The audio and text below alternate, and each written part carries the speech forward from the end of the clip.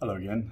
This is a video I've been wanting to do for quite some time. This is taken from a book called No Ego, written by a lady called Cy Wakeman.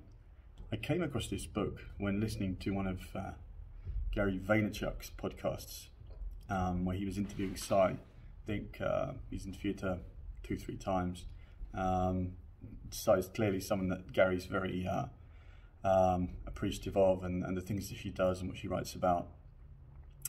When I heard them talking, because I have a lot of time for what Gary Vee says, almost all of what Gary Vee says. Gary is a tremendous source of information on the internet, YouTube, Instagram, LinkedIn, what have you, and what he says is basic truth. I mean, it's all, I'm very much kind of a natural principles sort of a person. I like to look at things from a bare bones perspective, and that's pretty much what Gary is. So a lot of time for what Gary says. So the book No Ego by Cy Wakeman, it's a book on reality-based leadership. And the title is No Ego, How Leaders Can Cut the Cost of Workplace Drama, End Entitlement, and Drive Big Results. So the start of the book is pretty much all around workplace drama.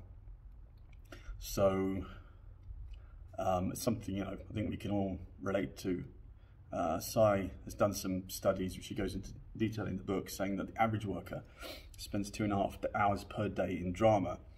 And drama is defined in the book as mentally wasteful thought processes or unproductive behaviours.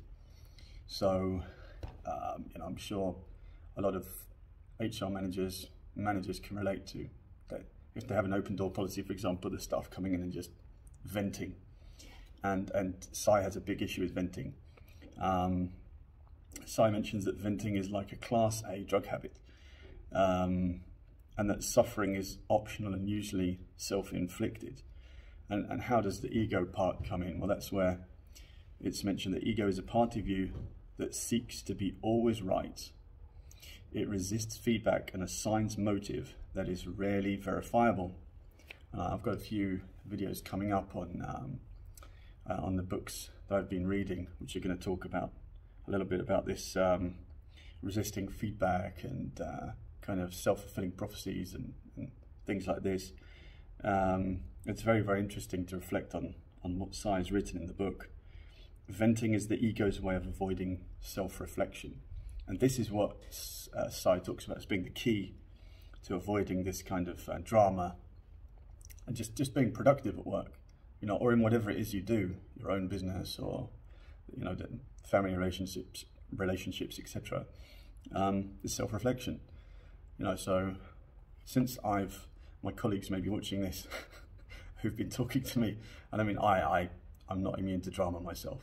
I do certainly go into drama quite frequently, but self-reflection. So, for example, asking yourself, what could I do to make this better? What would better look like?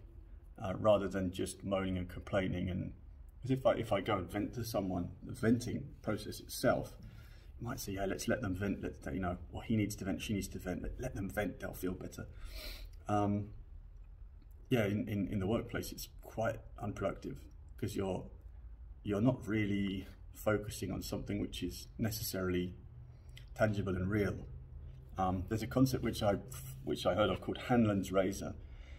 It states that never attribute to malice that which can be explained by stupidity.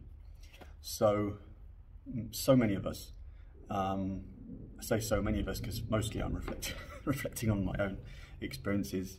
I can never talk about other people's, only what I've observed, but you take offense at certain things. Maybe you get an email and you read it and you go, well, how dare they say that? Or what's the implication? And your mind, your ego will just run towards that kind of malice option. Like, that person has it in for me. They want to do this. They want to do that. I know what they're intending.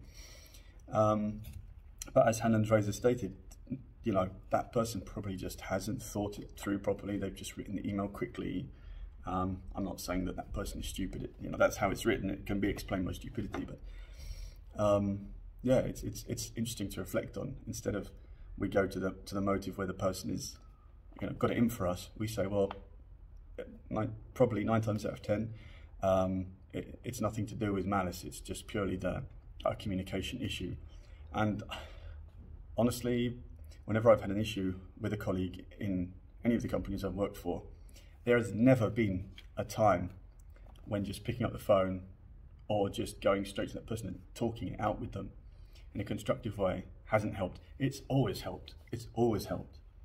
And again, I can't think of a time when my preconceptions were just proved wrong. So that person wasn't actually trying to, you know, manipulate or do something bad for me. It was just that I'd misinterpreted the situation.